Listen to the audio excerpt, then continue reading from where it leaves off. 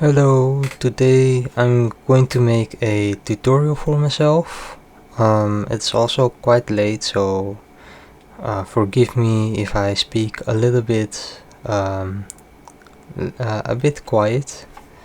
So, I was on a website and I want to download a exe file, but I forget how to check to see if the file is legitimate, legitimate.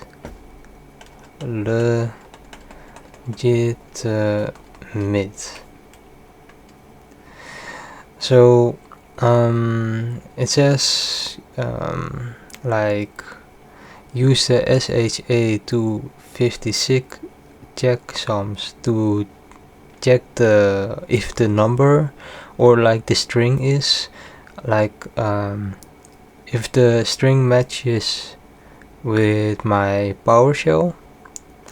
And yeah, I'm going to show how to do it, although it is not really complete.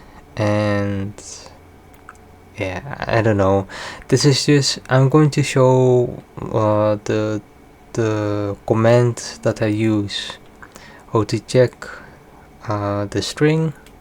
So first of all, if you download the file, go to CD, and then what was it again?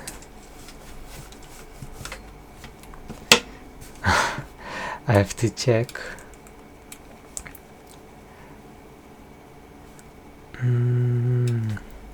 Yes, so CD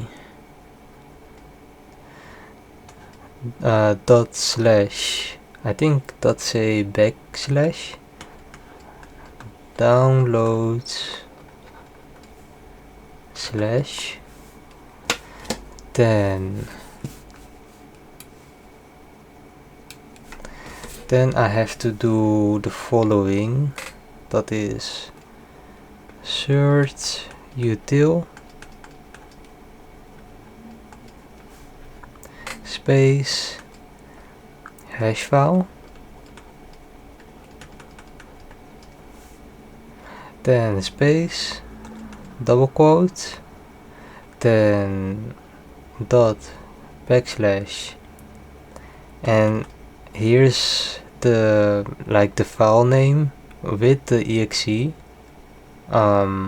I will leave it like blank, and then space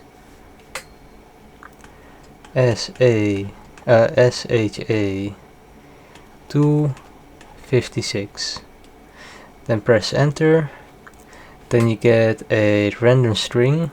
For example, I will say 1 2 3 A B C D E 4, and like something like this. And then check if the string matches with the official website, to see if the like for example exe file or zip file or maybe a 7z file matches the string from your PowerShell to the official website that shows the string as well. So yeah, that's it. And if the website uses like something else than SHA 256, like for example, maybe I can see another one.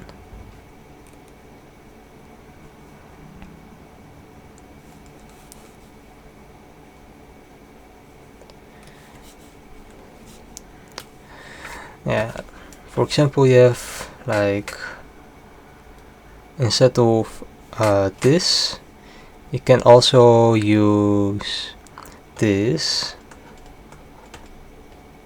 or maybe this, or I don't know.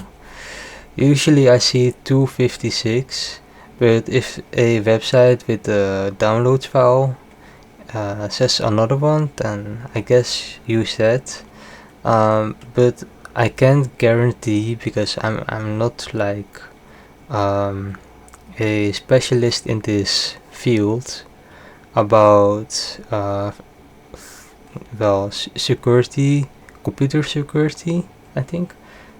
I forgot the name, but it is I think it is important to check, especially this suspicious files, or like Word document, or